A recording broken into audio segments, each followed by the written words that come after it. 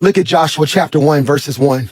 After the death of Moses, the servant of God, God spoke to Joshua, Moses' assistant. What did he say, Pastor Mike? Moses, my servant, is dead. That's the whole scripture I need today. Look at somebody close to you and say, do me a favor. Don't bring nothing into this year that God didn't ordain. If it's not God, it's over. It's over. I want you to take really, really good notes, okay? Take really, really good notes. Take pictures of the screens. I'm loving how you guys are taking notes. Our word for this year is what? Come on, say it like you mean it. Become, by definition, here it is the intentional evolution of spirit, character, and calling. Pastor Mike Jr.'s definition of become for our church is the intentional evolution of spirit, character, and calling. Now, what's one of the most beautiful words in that whole sentence? Intentional. It is intentional. I pray 3 of you can receive this. This is not a season of randomness. This is not the season to be random and think you're going to bump into a blessing, that you're going to learn through osmosis, that you're going to get better because you got older. The devil is a liar. This will be the year of my life where I am intentional. I am intentional about how I read the word, intentional about what I feed my spirit. Can't look at everything, can't listen to everything. I am intentional about another beautiful word, the evolution of my spirit, character, calling. Throughout the years and throughout science, we see evolution. You see this transformation of a caterpillar that becomes a what? Butterfly. I'll never forget in the first grade, Miss McGrew's class at Central Park Elementary, Miss McGrew was teaching us about giraffes. And to this day, it's still the most vivid memory I've ever had. She said, Michael, what were giraffes? And I was like, they got long necks. And she was like, how did they get long necks, Michael? I said, they was born that way. And everybody bust out laughing. I was the class clown. And I never forget, she looked at me and said, did you know that giraffes had short necks like horses? But they ran out of food and had to evolve. I want to ask you a question. Are you going to starve or evolve? Are you going to become stagnant or evolve? They left. Are you going to stay stuck in the memory of what was? Or is this your season of evolution? Some of y'all ought to just shout, stick close to me because I'm getting ready to evolve. It's so much more in me than you see. Become is the intentional evolution of spirit, character, and calling. That is so important. It is the journey from who you have been to who God already sees. And I want to ask you this question. I preach this same message the first Sunday of every year until God calls me to glory. I'm going to be 90 years old on the first Sunday of every year, asking you the same question. Put this in your notes. What's your mission and what's your vision? I believe each person should have a personal mission statement. A personal mission statement. The mission statement is who you are. The vision is where you're going. I'm going to say that again. If you're writing notes right now, you can put my mission is who I am. My vision is where I'm going. Or for the sake of this sermon series, my mission is who I'm becoming. My vision is what I'm pursuing. Preach, Michael. My mission is who I'm becoming. My vision is what I'm pursuing. Pastor Mike, what's your mission? You know it. Don't even realize you know it. It's to love God, love people, make a difference. Every morning I wake up, that's my mission. That's my life's mission. I'm going to give God my whole heart to the best of my ability. I'm going to love people to the best of my ability. Give you the shirt off my back. I love going to doctor's visits. Every time I've ever walked in a doctor's visit with somebody who was sick or battling for their life, the nurses come in the hallway and say, can you come back up here more often? They just smile and they ain't been in good spirit. I love making people smile. I love standing before you and giving you work, that aha moment. I love when I'm teaching, then out of nowhere, I can see the light click. And you're like, I'm like, yeah, that's what I love. God, I love people to my core. I love people. And my mission is to make a difference, not to make money, not to be famous, not to be popular, not to be a celebrity, not to be the biggest pastor in the city. I just want to make a difference. I want, when God calls me home, I want testimonies being told of how that man made a difference in my life. That man made a difference in my life. That's my mission. The mission is what?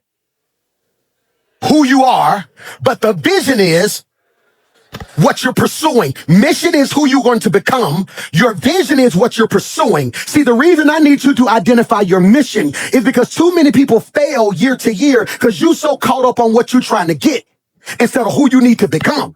And see, if your whole life is about what you're trying to get, once you get it, it's going to change you because you never discovered who you were. And the reason people can't figure you out is because you ain't got it. But you walk like you got it because you know who you are. And I'm telling you, if you become before you pursue, when you pursue, it won't change you because you already know who you. That's why with or without money, I can walk in the wrong ball. That's why you ain't the boss, but everybody asks you questions like you are the boss because the way you carry yourself say you know what you're doing. That's why folks see you and judge you and have an attitude with you, then get to know you and end up apologizing to you because they mistake your boldness for arrogance. I'm not arrogant, I'm not mean, I'm not nasty, but you ain't gonna convince me I am not what God called me. I'm preaching to three folk in here who can testify I may not have what I want yet, but I am becoming who God called me to be right now. What's the mission? What's the mission? I need you this week to pray and say, God, what's my mission? Let me say that better, because you don't know your mission if you can't provide a mission statement. You want to hear my mission statement? I, Michael McClure, choose to love God, love people, make a difference. At the core, everything I pursue is driven. Say that better, Michael. Everything I pursue is filtered through my mission. Did you catch that? If it don't match my mission, I can't do it. That's why certain decisions ain't even hard for me. I can tell you right now the answer to that's going to be no. Why? It don't fit the mission. But it's paying so-and-so. That's cool. Making money ain't my mission. Making the difference is, which is why there will be certain seasons of my life where I don't get paid for what I do. But I know I may not get what you gonna give me, but if I stay true to who God called me, what God gonna give me is greater than what you could have gave me. Am I preaching to anybody? Mission is what you do. Vision is who you're becoming. I need you to catch this now. Why, PMJ? You don't abandon mission to chase vision. You fulfill vision by staying faithful to the mission. That's why today's text is so important, because in Joshua chapter 1, it's on the screen. It says, after the death of Moses, the servant of God, God spoke to Joshua. We got to pause right there. That's enough to have church. After the death of Moses, servant of God, God spoke to Joshua. That's enough to have church right there. I'm going to say it again. After the death of Moses, servant of God, God spoke to Joshua. Y'all looking at me like I want to shout. I just don't know why I should be shouting right there. Because up until now, God only spoke to Moses. Up until now, God would speak to Moses, then Moses would talk to Joshua. Now God is saying my season for talking to Moses is over. It's my time to talk to you direct. Some of you finna be in an awkward season because you're so used to having prayer partners and praise partners. God said this might be the season where you got to be alone so God can talk to you for himself. I don't need confirmation when I talk to the confirmer. Did you hear what I just said? He says, Joshua, after the death of Moses, it's right on your screen. God spoke to Joshua and said, Moses, my servant, is dead. Please put this in your notes. God makes it very clear to him before he gives him his assignment. God makes it very clear to him before he gives him the assignment. I need you to catch this. Joshua is tripping. Joshua is hurting. He needs affirmation. What Joshua needs right now is for God to send an angel to him and say, Joshua, it's going to be okay. Let me explain to you why God had to do it. But I need to free you. Please put this in your notes. There are moments when God will not explain your loss. He will just simply acknowledge it. Many of you are stuck because you're waiting on God to give you an explanation. God said, I don't explain dead stuff. I move on from them. You're so busy trying to ask God why when God is waiting on you to ask him what next.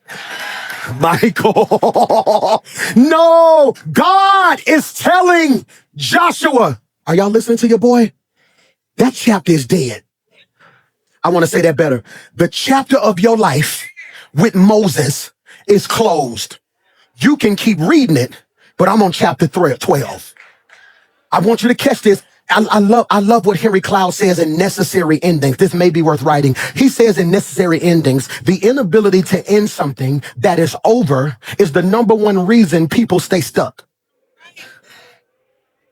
The inability to end something that is over is the number one reason people stay stuck. Ooh, that's good. And can I free you? Growth always requires an ending. I want you to be careful what you say out your mouth this week. Because who been saying, let's be honest, who been saying, I got to grow this year? What you really been saying is, God, what do I need to end? Because in order for something to live, some got to die. Yeah. So I'm really believing God's going to grow me to where I'm going to be a wife. Well, God said, no, I might need your season of dating to end for a while. Because in a certain state you in, you're not ready. When I'm believing God for promotion, God may be saying, well, I need your ambition to die right now. Sit still and let me work. And I came to submit and suggest to you that delayed endings create prolonged dysfunction. Delayed endings create prolonged dysfunction. I'm going to say this, and I know everybody going to say, man, I just put my own business out there. The places of my life that are dysfunctional is because I wasn't quite ready to close certain doors yet. And many of us don't want to end stuff because we think as we end it, we're taking a loss. Michael, many of us don't want to end stuff because in our eyes, Jackson, we think to end this is a loss. So I don't want people to think I lost. I don't want people to think I lost, because if people think I lost, they're going to think I'm losing, which is going to make me feel like a... So you rather walk around like a faking like a winner when you're actually losing, when the real win would have been detachment. Can I free you? Please put this in your notes. Endings are not about loss. Preach, Mike. Endings are not about loss. They are about capacity. God says, I feel my help coming now. I don't end stuff so you can lose. I end stuff so I can make room, so I can give you more. I'm only preaching to 3 of y'all who lost some stuff in 2025, and you still been trying to wrap your mind around how they could leave or how you could lose this. When God is telling you, you don't even see, I'm making capacity. I'm getting ready to send you so much, but it was certain stuff I could not send you as long as there was too much crowded space in your life. I don't know whose word this is, but I speak capacity over your life. God said, I'm making room. If they don't call back, don't call them. I'm making room. I need you to get rid of that attitude. Lose the attitude so you can get some peace. Lose the pain so you can get some joy. Lose the frustration so you can finally see my vision. You think you're going through a losing season. God said, baby, I'm just making room because I'm getting ready to send something greater than you ever seen.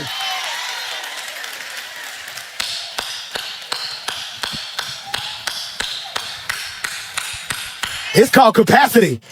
It's called capacity. You over here crying about who left. You're going to stop in a minute and realize you got more money now because you was paying for them and you. Can I get a what? Over here talking about I can't believe they fired me. You didn't like the job in the first place. God knew you would never quit. So God is like, I'm going to make them leave you so you can finally see I'm up to something in your life. I wish I had 1,000 folk who would jump up, sit down, and shout, make room. Look at this.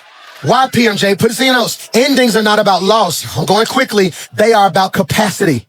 Can you put this on the screen? There it is. Ending the wrong thing creates room for the right thing. Ooh, that boy preaching today. Ending the wrong thing creates room for the right thing. This is critical. Joshua could never become Joshua while trying to be a continuation of Moses.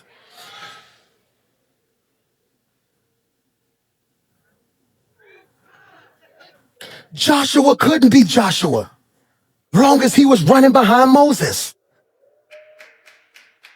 So I never get, I was so happy being my daddy praise and worship leader. I did praise and worship. Then they messed around and gave me a youth ministry. I want to be very clear. If you think The Rock is dope, my youth ministry was off the chains. I'm talking about, I walked in our dad's office. I said, Dad, can I get one row for all the young people in our church? He was like, cool. My dad's church is a right pew and a left pew. Then it's a big center aisle. So I started out with just one row of kids. All right, boom. It was me and probably like 9 teenagers and probably 3 people in their 20s. All right, 3 months later, I got the whole left side of the church. It's here when I tell you it was a move. Hear me when I say this. My dad, my mom, them, it was a beef too. It was me and Lady versus my dad and my mom. And then so we would be over there. We was the youth pastors. They was the pastors. And so we would walk in church and I had my youth department so fired up. I would do praise and worship. And I ain't just do praise and worship like they do praise and worship. They be up here singing. I had dancers on stage. You remember back in the day when the people used to liturgical dance? I was like, why y'all gotta wait till Easter to liturgical dance? I brought them to rehearsal. We used to sing, Lord, you're good. I used to get up on Sunday. Come on, give God a hand clap of praise. They would start the music. Boom. Lord, you are good and your mercy endureth forever. I still remember the steps, boy. People from ever. People from every, you was one of the dancers. People from every nation and tongue. Boom, from generation to generation.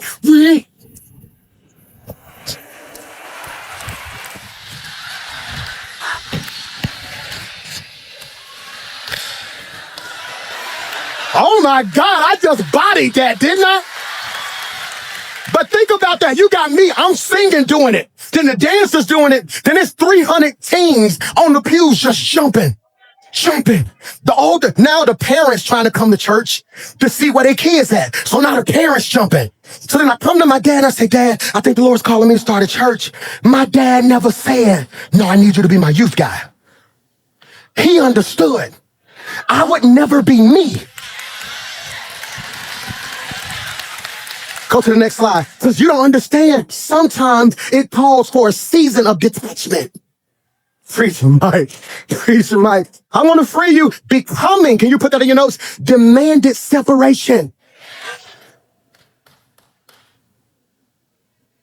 That's heavy. And many of you are so clingy, you can't become. Who wants your child to become smarter? Yet you detach and send them to school. Who wanted your child to cheer or play sports? You detach and let somebody coach them. But in your personal life, you try to be everything to a person.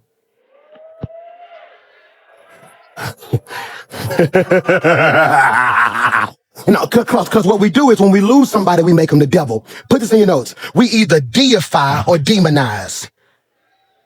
I should have put that on the screen. Deify or demonize. When they're good to you, we make them a god. When they're bad to you, we make them a devil. And I want to say this to you. All separations ain't evil.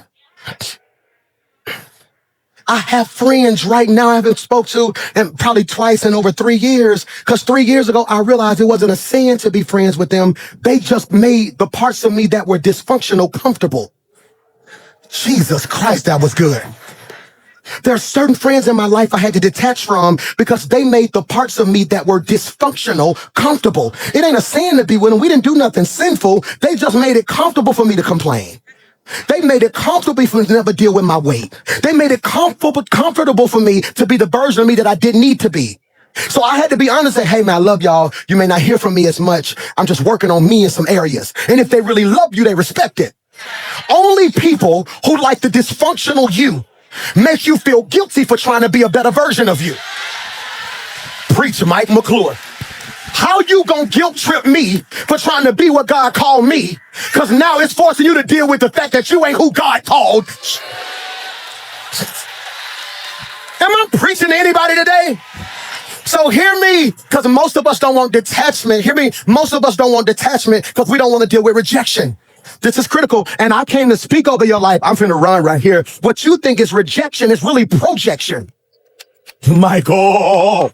What you think is rejection is really projection, okay? You don't like this when I say this, okay? All right, who likes rejection? Okay, I didn't think so, okay? Every mama who done had a baby, give me a what? Every mama who done had to give birth to your baby, give me a what? Every mama who gave birth to your baby and rejected the baby, give me a what?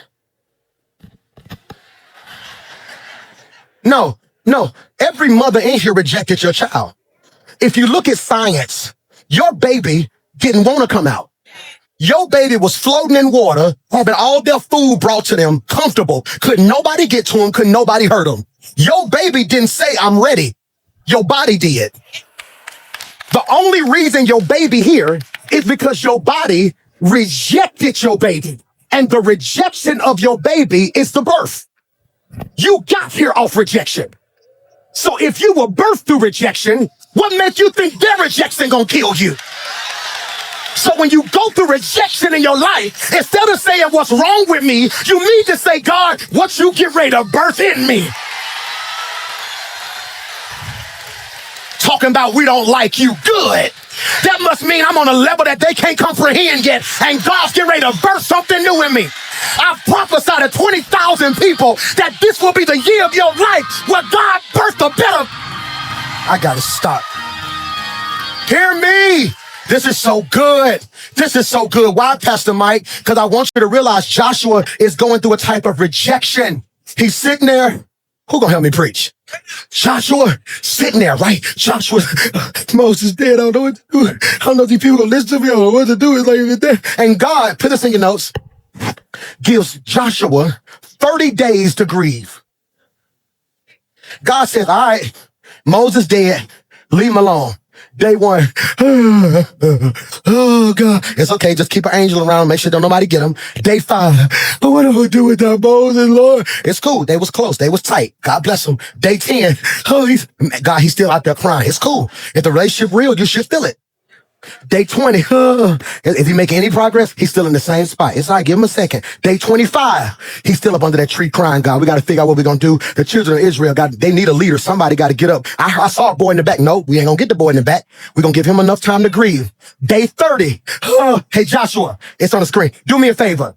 Moses, my servant, you missed the clap back. Moses, my servant, let me be very clear. He meant more to me than he meant to you.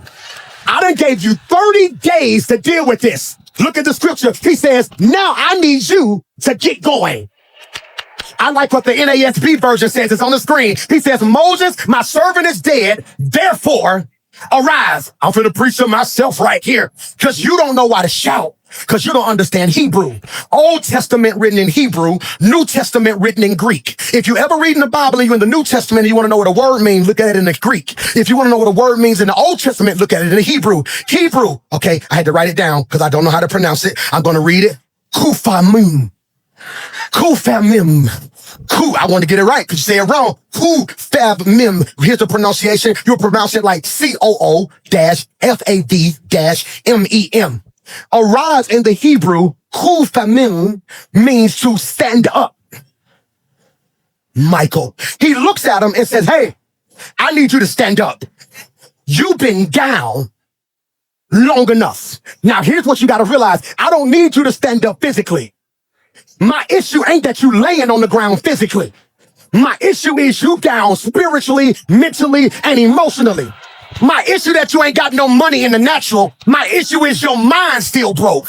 My issue is your your spiritual resistance to pressure has not evolved. Because arise implies, Michael, that something shifted internally before it ever showed up externally. You do not arise because conditions change. You arise because your calling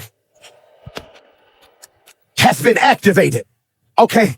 I want to say this. You should have never logged on today. You should have never came to church today. You should have missed this Sunday because not being activated will never be your excuse again. I speak by faith that I activate every gift in this room. I activate every gift watching me right now. Let everything God put in you rise right now. I plead the blood of Jesus over your mind, your spirit, and your heart. Consider yourself. Paul said it like this. Stir up the... It is activation. Why is activation? Okay. Have you ever got a new debit card and you went to go use that debit card and it wouldn't work? Why wouldn't the debit card work? You never stopped to activate it. Some of the problems in your personal life is you're trying to draw from people who haven't been activated. Some of the losses you took in the past was because you was doing stuff God didn't activate you for.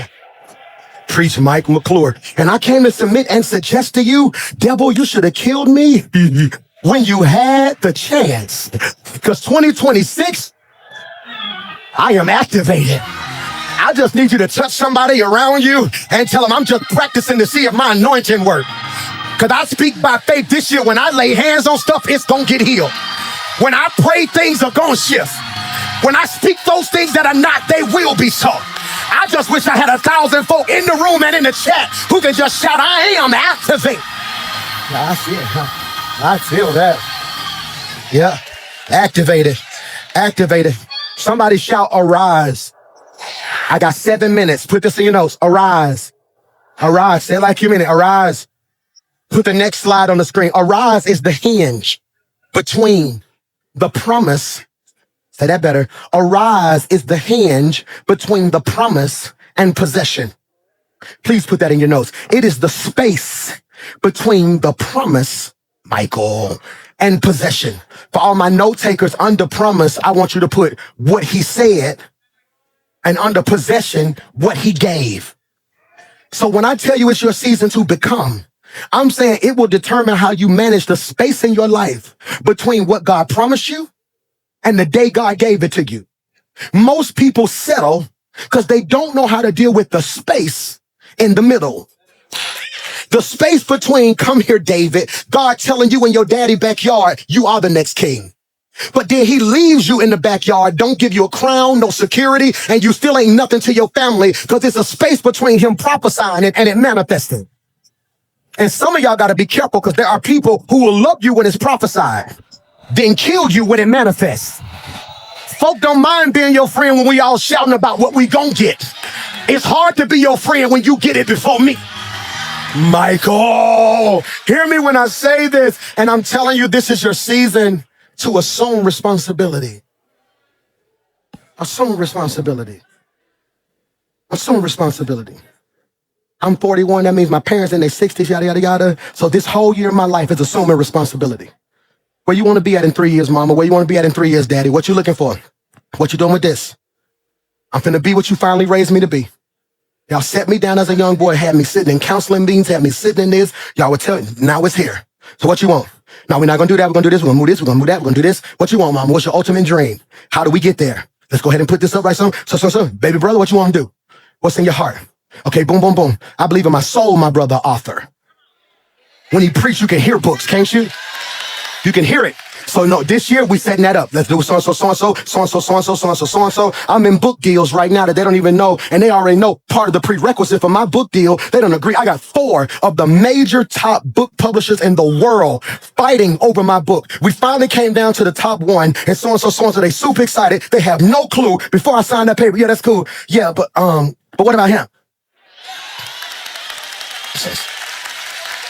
I tell you what, take some of what you're gonna give me and apply it to him.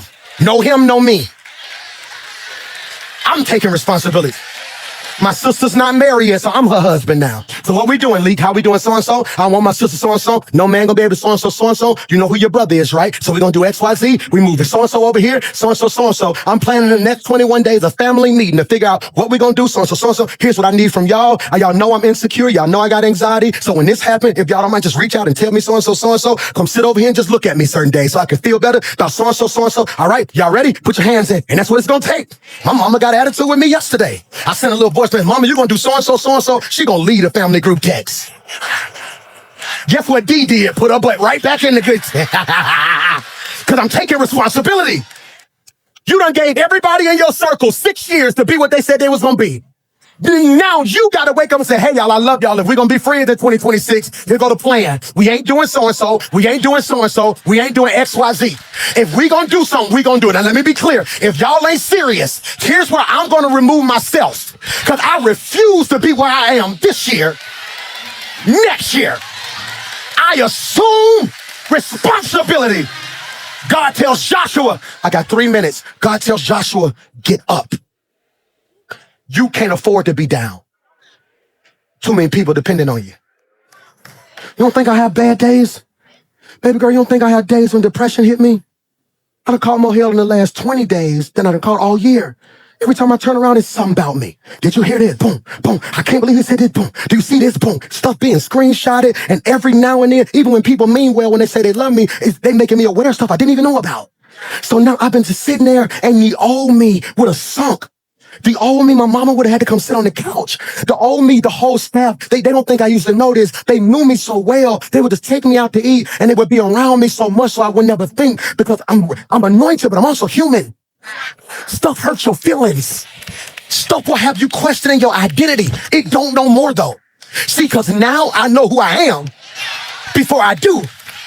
I am not a human doing. I am a human being. And so now I'm trying to get you to realize this in your life. It's time for you to arise. And the first thing Moses represents, 3 minutes, okay? 3 minutes. The first thing Moses represents is dead strategies. This is my first of the year sermon every year. Dead strategies. Dead strategies. Why is that important, PMJ? Moses represents an expired strategy. Watch this. What Moses did help get the people out of Egypt, but it wouldn't get the Egypt out of people. Can I make it hood? You can take a person, but you can't take the...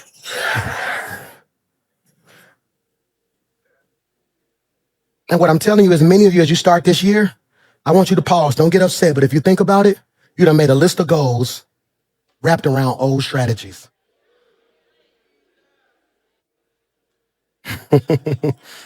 Now, keep in mind, I said he represents dead strategies, not failed strategies. I want to be very clear. Moses, what he did worked. Problem is, what delivered you may not develop you. This is good Sunday right here. What delivered you may not develop you. Bro, you ever been swimming before? All right, you ever seen somebody drown before? Almost drowned. They had to throw that little circle thing, that little donut out there. What is that donut thing called? Like a lifesaver. Like the candy you eat. It looked like a... I'm a big bag. Pray for me. I said I can't. So you know that little lifesaver? Who's seen that little lifesaver? Somebody be in the water. Like he throw that thing out there, boom, and the person grab it. What they do to it? Pull them in. You ever seen somebody go get swimming lessons? They don't use that lifesaver. They almost let you almost drown. They said, we're going to teach you how to float. You ready? Oh, it's okay. I got you. No, it's okay. I got you. Because the instrument they use to deliver somebody is not the instrument they use to develop somebody. The strategy is different. When Xander was 10 and 12, stop! Hey, stop doing something. Don't make me tell you again. No, you can't go over your cousin's house. He turned 19 next week. My strategy's changing. Now when he texts me, Dad, can I go chill with my girl? Absolutely, man. Just hit me when you get there. Right now, he don't know this, but every answer is yes. Dad, me and my girlfriend go get some meat. Man, cool, do your thing. Let me know. You got money? Hey, don't let her pay. Do so-and-so, so-and-so. Okay, boom. Dad, I'm thinking about going, hey, man, do your thing, baby. You want to know why? In 90 days, 120 days, 180 days, he's going to be on his own. If my strategy don't change, he going to leave and say, I can't wait to get out this house. I need him to be in the world, but want to talk to me. You got me? Mike gonna be 18 in February. So it's different now. He telling me stuff like, okay, I love you, baby. No, we're cool. Dad, I don't like so-and-so. Cool. Dad, when you do something, hey, man, do your thing, baby. I love you. Hey, what you need? I don't know about that, Mike. If I was you, I would do so-and-so, so-and-so. Okay, cool. All right, God bless you. May 16. No, because I said so. The strategy for him ain't shifted yet. It ain't shifted yet. Because I can't apply what works for him to them. Well, they close in age. No, he's not going to grow up fast. I can give immaturity mature access. Can't do that. See, the strategy God used for Moses was perfect for deliverance. But that same strategy isn't sufficient for development. Remember when Moses was in front of the Red Sea? He said, God, what you want me to do? What did God tell him? What's that in your hand? He asked him a question. What's that in your hand? He said, this rod that you gave me. He said, all right, cool. Stretch it out. What happened? The Red Sea parted. Remember, Joshua is in front of the Jordan River. He's like, God, what we gonna do? I don't have Moses' strategy. God says, but you got the Ark of the Covenant. So he had his leaders grab the Ark of the Covenant and step in the water. And what happened? Same result, different. You better stop mimicking what people do and ask God, is that what he want you to do? Just because it worked for them don't mean it's anointed to work for Dead strategies. Let me pause and parenthetically digress and give you this word right here. Just because it was a dead strategy does not mean Moses was evil. His time was just up. Time was just up. I just filmed a TV show. They wanted me to host this celebration for Dr. Martin Luther King on television, and they brought the whole television crew to Birmingham, Alabama. They filmed it at the Civil Rights Institute, and so I had to spend a whole day hosting. Like, we'll be right back after this, just all this other stuff.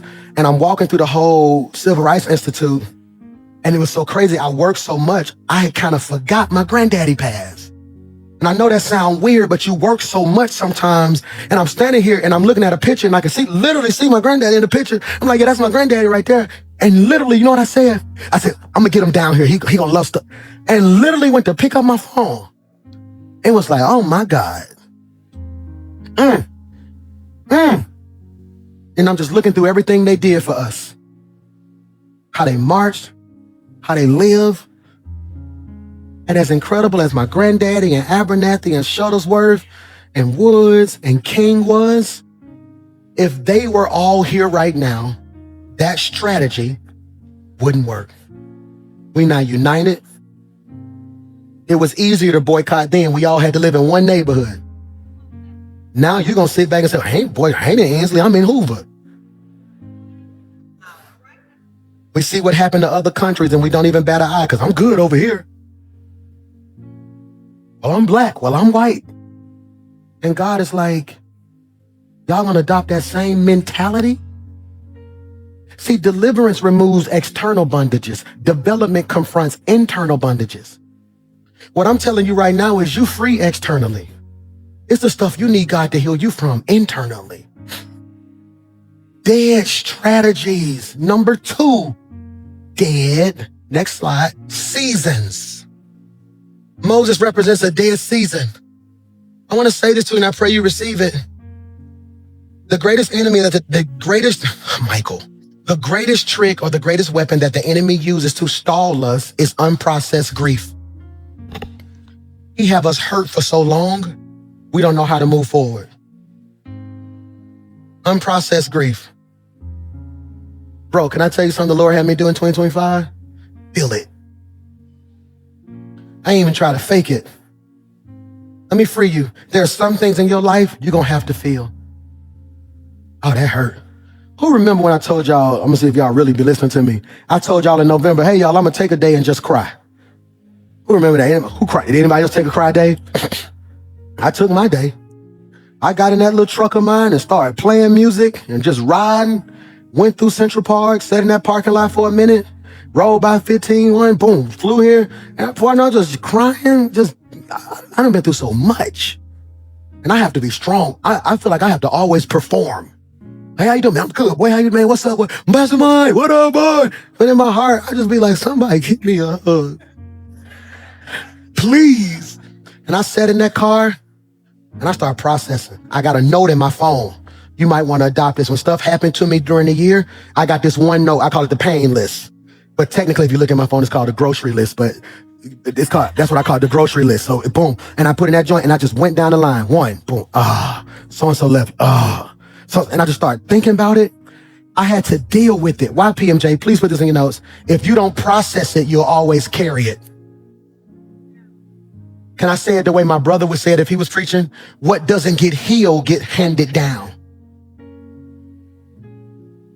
I'm like, God, I got to deal with this grief so I'm not bleeding on my kids. Ooh. I don't want my son coming to me saying stuff like, Dad, I want to date. No. You don't trust nobody. Now I'm bleeding on them. I'm trying to develop them. You know, Xander will be 19 in January next week. Mike will be 18 in February. Mason will be 17 in June. And so now I'm developing. It ain't a whole lot of hollering. See, deliverance is loud. Development, put that on the screen so they can see that. Deliverance is loud. Development is soft. It's slow. Got me? Ain't a lot of hollering now. These are young men. You know? Hey, do me a favor. Don't ask your mama for no more money. Y'all come here.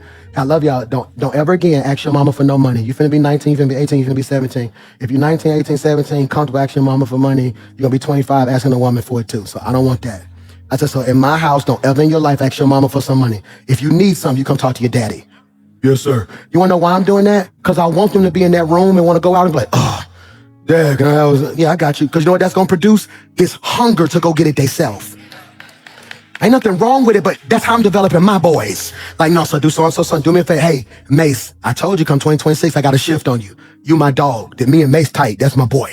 That's my dog right there. I said, hey, daddy gonna turn on you a little bit because you trying to enroll in school early. He an athlete. Mace want to be in college this time next year. He don't want to graduate May 2027. He want to graduate early and be on campus so he can be in spring training. So that means I got 8 to 9 months to get all the baby out of him. They're not gonna care who his daddy is. They gonna tell him, I don't care who your daddy is. Run up the hell. They're gonna be screaming and hollering. So you know what I'm doing now? Hey, Mace, get up. Do so-and-so, so-and-so. Nope, don't do it for him. So-and-so, so-and-so. Quit it. Don't go up there again. Don't talk to him. No, get it right. Do so-and-so. Do X, Y, Z. Do so-and-so, so-and-so. Mace, I'm gonna tell you one more time. If it happened again, you won't have a mattress when you get back. I'm gonna let you sleep on the floor. I'm that type of daddy. You're not gonna have a mattress again. He gonna come upstairs, whole mattress gone. Mace, you ain't got no mattress. Do it. All right. Come on, get it right. Let's go, baby. I gotta make him a man. No, see, because the problem with privilege is I'm giving him everything I never had, but I'm also not giving him what made me. So it has to be balanced. You got me? I'm trying to develop them. All my parents, hear me right here. Every leader, hear me right now. You may be trying to talk to people with a deliverance voice in a season of development. You yelling at that woman, she don't need that right now. Hey, babe, I just want to share my heart and let you know what I feel. So when you say this to me, it makes me feel like X, Y, Z. And I know you share how you, but I don't even hear you when you start screaming like that. That is dead seasons, dead strategies. Number 3, we're going home, dead squads or dead circles. Next slide. It's the last one of the day. I'm going to get you out of here. I'll never arrive in the right place while holding on to the wrong people. Man, Michael. Do I need to say that again? I'll never arrive at the right place holding on to the wrong people. I want to speak over your life. 2026, I said it on New Year's Eve. I'm going to say it again today. The question isn't if God going to open the door. The Lord told me he's opening doors this year. I told you, and I rarely say the Lord said, 3 doors he's opening. Doors you knocked on, doors you didn't knock on, and doors you knocked on. God gonna spin the block on stuff that didn't work in the past. God gonna open doors that you've been praying for, and you're gonna get phone calls to do stuff you never even dreamed you would be doing. The question isn't if God's gonna do it. The question is, are you gonna change when you get in the room? Which is why it's important before you get it to become. Father, in Jesus' name, I pray I said something that it comfort the afflicted and afflicts the comfortable. God, I pray that somebody leaves here today saying, God, I got to give you my heart, man. God, I pray I'm not building a church that has an allegiance to my teaching more than an allegiance to your word. I pray right now that we shift out of a Moses mindset to a Joshua mindset. Have your way in our life, God, so we can be everything you called us to be. For this will be a blessed year, not just on the outside, but on the inside. We thank you, God. In Jesus' name we pray. And everybody said, come on, stand to your feet with me. Can you clap your hands if you really love Jesus right there?